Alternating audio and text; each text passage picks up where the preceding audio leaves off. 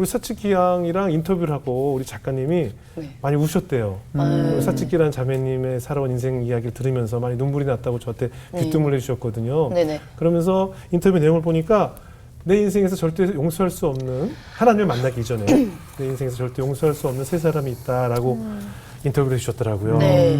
첫 번째가 아버지였다고 네, 고백을 맞아요. 해주셨어요. 아버지는 어땠나요? 네, 그 이유가 저는 네. 어릴 때 한 제가 기억하기로 한 3살 때쯤? 네. 3살 때쯤, 4살? 때 항상 아빠가 술 먹고 집에 들어오면 예. 그냥 걸음 소리부터 다 기억이 나는데 예. 비틀비틀이 좀 들어와서 예. 술 먹고 들어오면 아버지가 그냥 항상 욕하고 소리 지르고 집을 뭔가 다 때려 부수고 예. 엄마 아빠가 굉장히 싸우는, 그걸 어릴 때부터 좀 거의 일상이다시피 듣고 자랐던 것 같아요. 근데 네. 이제 저는 그래서 어릴 때 모든 아버님들이, 그 모든 사람들이 술을 마시면 원래 그렇게 되는 줄 알았어요. 예. 그러니까 그렇게 되는구나라고 어릴 때는 뭐든 모르고 살았는데 예. 점점 이제 사춘기가 돼가면서 한 머리가 점점 자라면서 아 이게 우리 집만 이런 거구나, 다른 데가 다 그런 게 아니구나 라는 걸 좀 느낀 거죠. 아빠가 술을 먹고 항상 좀 욕이나 폭언 뭔가 네 저희한테 뿐만 아니라 뭔가 좀 혼자 굉장히 화가 좀 많으셨어요. 아버지가 욱하는 게 좀 있으셨고. 근데 세 살이면 아기인데. 네, 저희 아기 때. 그래서 제가 기억이 나요. 네. 그 아빠가 술 먹고 들어오면 엄마가 저를 바로 이불로 감싼 다음에 그 다음에 이제 제가 숨을 크게 쉬면 아빠가 듣고 뭐라 할까봐 엄마가 조용히 하라고 계속 그래서 숨을 굉장히 막 참고. 이렇게 네 이렇게 쉬었던 게 기억나요. 심장이 엄청 벌컹벌컹벌컹. 그래서 어릴 때부터 굉장히 불안정했던 것 같아요. 불안했다는 말이 제일 적합한 것 같아요. 불안했어요. 어릴 때 굉장히. 근데 이제 커가면서 점점 가정에 대한 분노? 어릴 때 예쁘게 뭔가 예쁘다는 얘기? 네. 은지야 넌 너무 예뻐, 사랑스러운 얘기를 들은 적이 없어요. 아니, 아버님이 약주 안 드셨을 때도 그런 얘기를 안 해주셨어요? 오히려 안 먹었을 때는 좀 정상인데 술만 먹으면 갑자기 확 변화가 되고 그러니까 안 드셨을 때 우리 딸 뭐 안 해줘요? 보통 아빠들이 딸 바보라고 하잖아요. 예, 그런 모습은 있었는데 점점 너무 양면적인 모습이 어릴 때는 혼란이 좀 컸던 것 예. 같아요. 뭐가 진짜 나의 아빠의 모습인 건지. 네네. 어머니는 어떠셨어요? 엄마는 그거를 좀 어쨌든 저희 3명이 있기 때문에 언니, 오빠, 그다음 제가 막내인데 네. 그거를 이제 엄마 혼자서 감당을 해야 되니까, 왜냐면 아빠가 맨날 술 먹고 그렇게 하니까 네. 엄마는 그거를 좀 약간 잔다르크처럼 그걸 다 이겨내야 했던 분이었었어요. 그래서 예. 공감 능력이 굉장히 좀 결여되셨고 네. 약간 제가 엄마 나 학교에서 애들 이렇게 있는데 나 너무 힘들어면 원래 인생은 혼자야 이렇게 하셨던 분이 제가 초등학교 4학년 때. 그러니까 굉장히 좀 차가운 집. 그리고 약간 좀 사랑이라는 걸 좀 저는 못 느꼈어요. 왜냐면 어머니도 항상 전쟁터기 때문에. 그렇죠, 그렇죠. 네, 그럼요. 네, 그래서 좀 엄마는 좀 결여되시고 그 다음에 묵묵히 해야 할 일 혼자 하셨고 아빠는 계속 그렇게 좀 위태위태하고 저희는 그런 가정에서 자랐죠, 제가. 엄마 결국 아빠랑 안 헤어지셨어요? 제가 19살 때 그래서 어릴 때는 아빠 없는 애라고 소리를 들을까봐 그런 참고 계셨구나. 네, 그랬었대요. 저희가 생각하고. 근데 이제 제가 한 19살?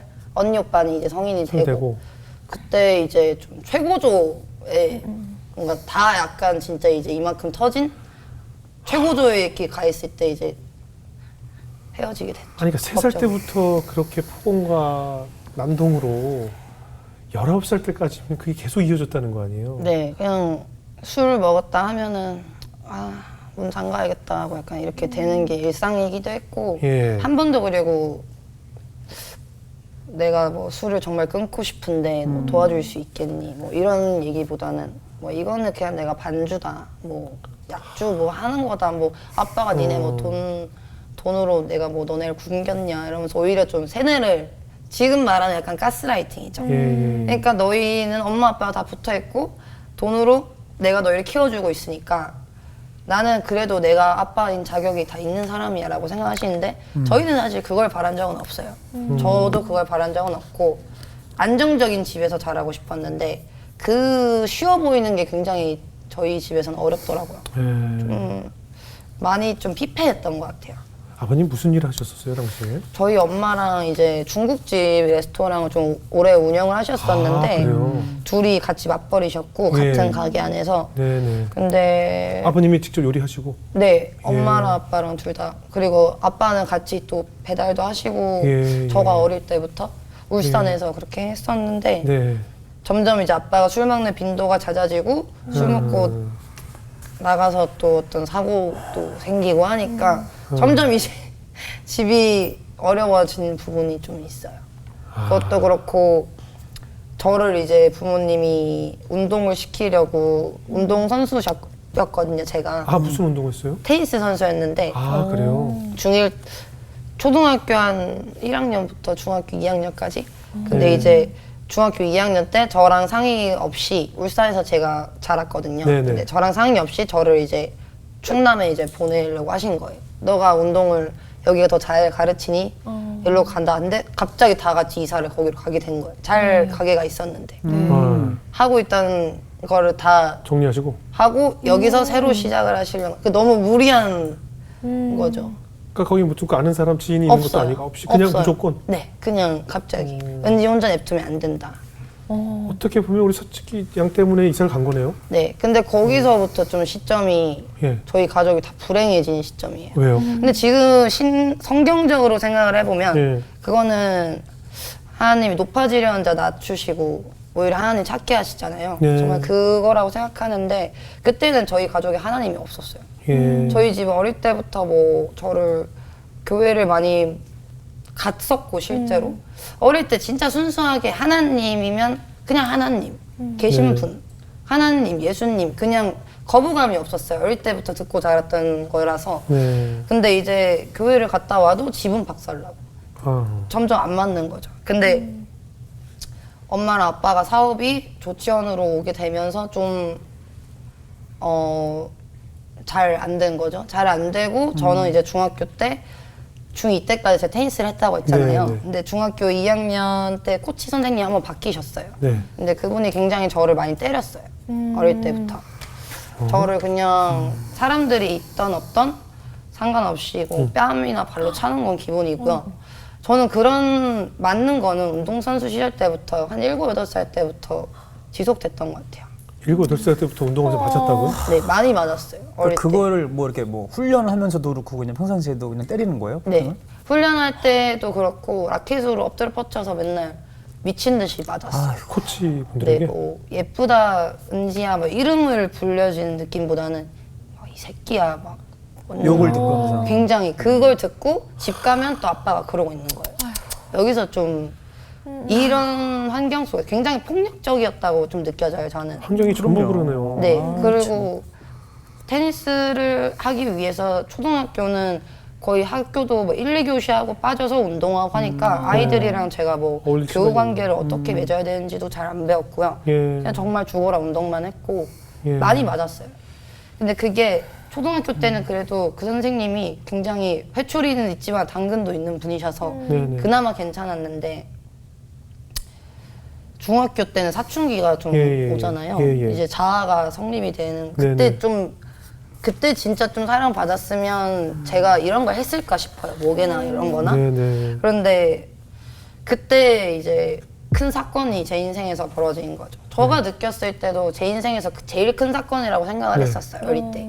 중학교 2학년 때 제가 다리가 깁스를 하게 된 사건이 있어요. 네. 제가 이제 발을 삐어서 인대가 많이 늘어나서 근데 이제 그 선생님이 제가 화장실을 갈 때 발을 좀 절었어요. 네. 발을 절느라 갔다 오는데 좀 왔다 갔다 오래 걸렸거든요. 네. 근데 놀고 온 거 아니냐 너 네. 이런 식으로 시합장에서 뭐라 하셔서 아니라고 진짜 화장실만 다녀왔다 이렇게 얘기했는데 굉장히 좀 많이 윽박을 지르신 거예요. 네. 너 같은 게 무슨 네가 운동을 한다고 해서 제가 돌아서 약간 입모양으로 욕을 한 거예요. 네. 너무 화가 나고 억울해서. 예, 예. 근데 누가 그걸 얘기를 했나 봐요, 선생님한테. 근데 그날 모텔에 끌려가서 밤에 모텔에 끌려가서 정말 미친 듯이 맞았어요. 정말 30대 넘게 맞았던 걸 기억나요. 머리 끝부터 발끝까지 전부 다. 그분이 코치인 거죠? 네. 여자예요, 심지어. 그때 제가 그 선생님이 폭언이 너무 오래돼 있어서 혼자 자해를 한 적이 있었거든요. 가족한테 말을 못했지만 근데 그걸 보고서는 그 제가 맞을 때 30대 맞은 날에 저한테 내가 너 그것도 찍어서 내가 네 부모한테 보내겠다 하면서 그런 핸드폰 들고 막 촬영을 하려고 했었고 그게 제가 15살이에요. 그래서 굉장히 내 자아를 잃은 기분? 제가 왜 약간 살고 있는지 모르겠는? 그러다가 이제 좀 그때부터 제 안에 분노가 생겼던 그 것 같아요. 막 코치님한테 폭행받고 이런 걸 또 부모한테 말도 못 계속 말했었어요. 말을 했는데 계속 말했는데 참으라고 했었어요. 원래 그런 거다. 네, 그렇게 생활을 계속 당했어요. 어릴 때부터. 그럼 그 사건 때문에 그럼 테니스를 이제 그만해야겠다고 결심한 거예요? 네, 이제 억지로는 계속 하고 있는데 예. 어느 날 엄마가 저를 보고 은지야, 너가 너무 네 얼굴에 웃음기가 없다. 원래 그렇게 밝은 애인데 테니스 그만두고 오늘부터 나가지 마. 이렇게 엄마도 좀 체념을 하신 듯. 어떻게 보면 조치원에 저 때문에 온 거잖아요. 예, 예. 근데 제가 너무 힘들어 하니까 가족도 되게 좀 많이 힘들어 했고 그래서 해결이 되지 않는 문제인 거죠. 이제 저의 정신적인 문제가 계속 지속되니까. 그 30대 맞은 거 아버지 얘기도 얘기했어요? 말씀드렸어요? 네. 근데 저희 엄마가 그때는 선생님한테 다시는 그렇게 하지 말아라라고 경고는 하셨는데 제가 좀 그 정도로 얘가 엄청 피폐해질 정도로 심각했다라는 거는 나중에 좀 알게 되신 것 같아요. 아니 아버지 이거 한 잔 드셨을 때 얘기해서 드시고 가서 좀 네, 아빠도 굉장히 화를 많이 냈었죠. 근데 저희가 그때 좀 힘이 없었어요.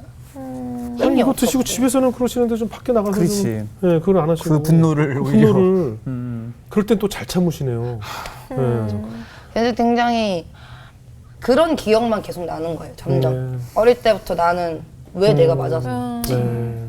뭘 잘못해서 맞은 건지를 모르겠는 거예요. 예. 제가 차라리 뭘 훔쳤거나 예. 아니면 진짜 누구를 괴롭혔거나 네네. 근데 그게 아니에요. 정말 사랑받기 위해서 엄청난 노력을 했었어요. 누가 저를 때려도 막 선생님이 다시 말 걸면 화 풀리지 않았는데도 아, 네 맞아요 웃으면서 그럼 날 좀 사랑해 줄까 봐, 날 안 때릴까 봐 눈치 보고 계속.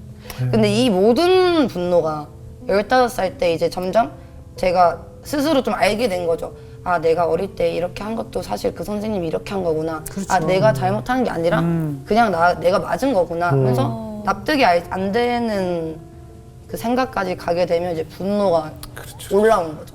나중에 정신과를 엄마가 저를 데리고 갔는데 네.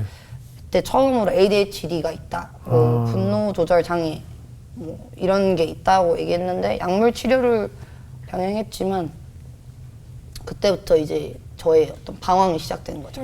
친구들과의 관계는 어땠어요? 테니스를 딱 그만두고 예. 중학교 2학년 때 한두 달도 안 돼서 바로 제가 약간 화장하고 예. 친구들 따라 담배 피고 예. 이렇게 된 거예요. 예. 너무 통제받고 있던 거가. 예. 그래서 그때는 그게 스트레스를 풀려는 어떤 네네. 제가 진짜 그 행위에 젖었다는 느낌보다는 그걸 진짜 좋아서 했다는 것보다는 네. 스트레스를 푸는 거였어요. 예. 그땐 친구들이 전부잖아요. 예. 근데 이제 제가 다니던 무리가 한 저까지 한 12명? 11명 정도 됐었죠. 지금 보면 소위 일진인 것 같아요. 그렇죠. 근데 저는 일진이었다고 하기엔 좀 그런 게 그 무리에 나중에 제일 운동을 그만두고 자연스럽게 합류가 됐던 거기 때문에 네. 근데 그 아이들 중에 한 명이 저를 좀 많이 싫어했었어요. 이유는 근데 잘 모르겠어요. 저는 개인적으로 있을 때 아직도 기억나는 게 화장실에서 제 틴트도 막 빌려주고 예쁘다 해주고 했는데 그 친구가 뒤에서 저를 이간질을 한 거죠, 친구들한테. 그게 이제 제가 중학교 3학년 때 초창기 네.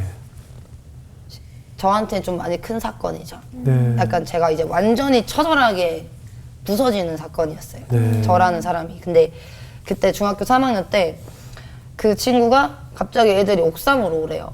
네. 근데 저희가 아지트였어요, 거기가. 그래서 아, 그냥 애들이 뭐 수업을 농땡이 가고 싶나? 뭐지? 하면서 올라갔는데 야, 네가 우리 욕했어? 이런 거야. 그래서 무슨 소리 하는 거냐고 했는데 이미 2명은 옥상의 문 앞에서 딱 지키고 있었고 한 명은 딱 앉아서 촬영을 하고 있더라고요.